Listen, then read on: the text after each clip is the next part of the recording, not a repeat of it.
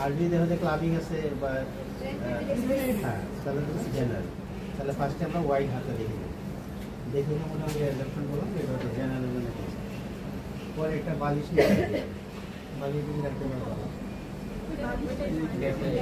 এই ব্যাগটা দাও, হ্যাঁ এখানে রাখো। এখানে রেখে আমরা প্রথমে ইন্সপেকশনটা করে দেবো। ইন্সপেকশনে যেটা যেমন রিমাটয়েড হ্যান্ডের যেটা এটা লাগবে যে কোনো ডিফর্মিটিগুলো আছে। ডিফর্মিটি জানো যে এখানে হচ্ছে যে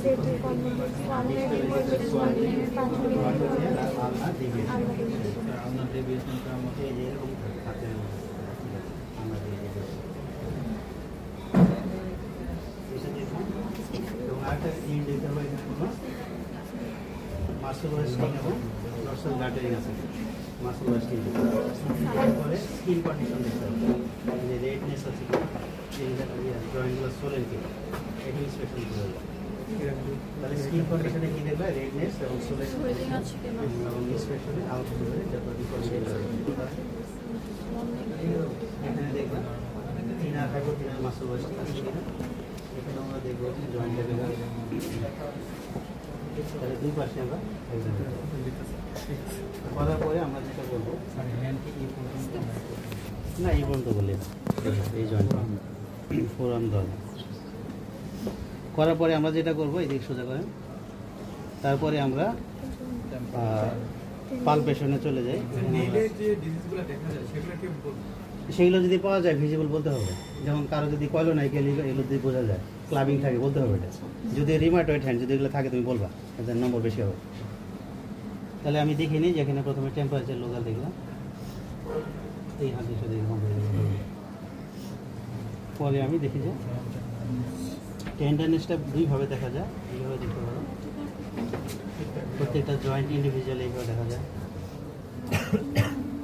অথবা একসাথে এইভাবে দেখা যায়। কারেন্ট চলে গেল, এটাও তাই।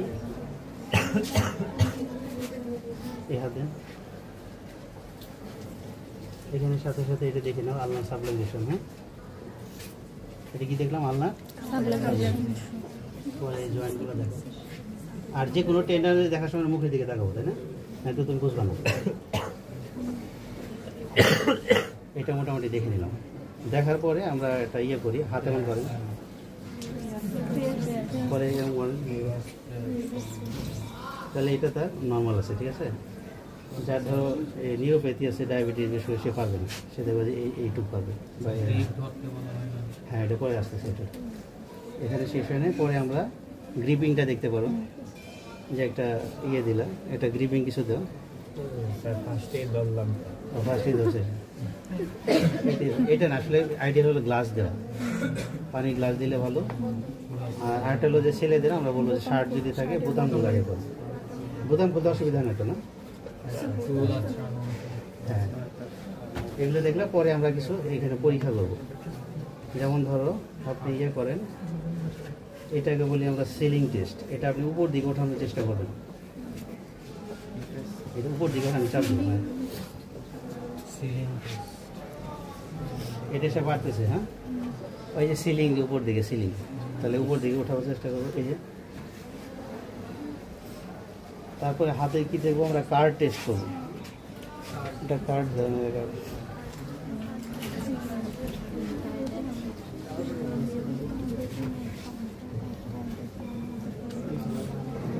আপনি হাত এমন করেন,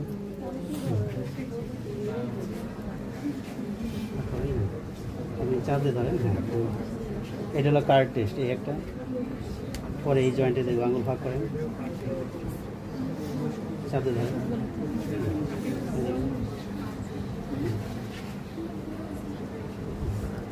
এটা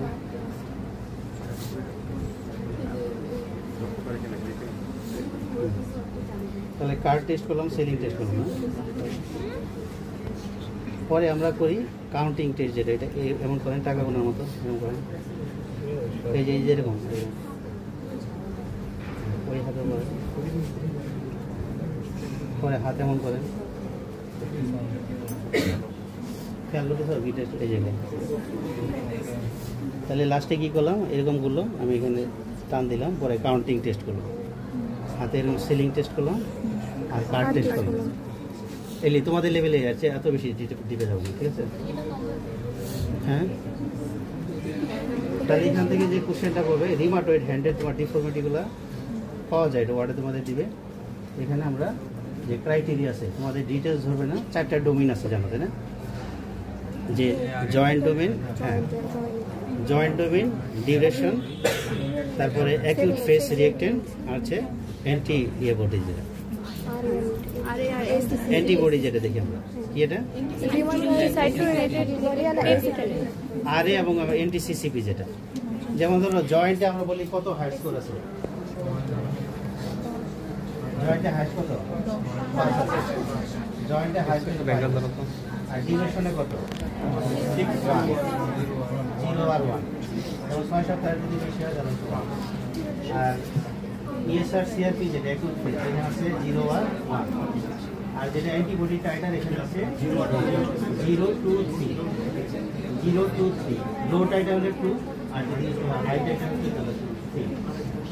তাহলে তোমাকে কত হলে রিমাটয়েড আর্থ্রাইটিস করবো, 6।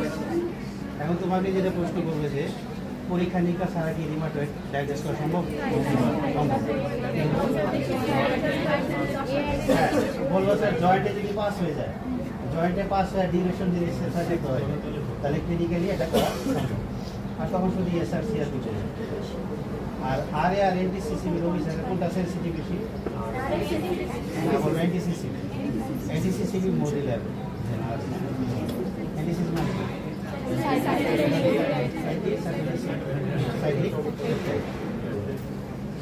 আর এখান থেকে আমরা ডিএমআরডি কি ব্যবহার করি, আর এর থেকে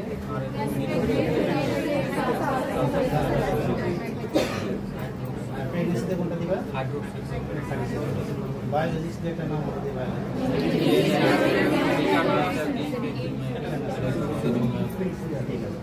আর ইয়াং পেশেন্টদের ক্ষেত্রে কোনটা ইউজ করা হয় সবচেয়ে ভালো? ডিএমআরডি ইদানিং বলা হচ্ছে যে গোল্ড স্ট্যান্ডার্ড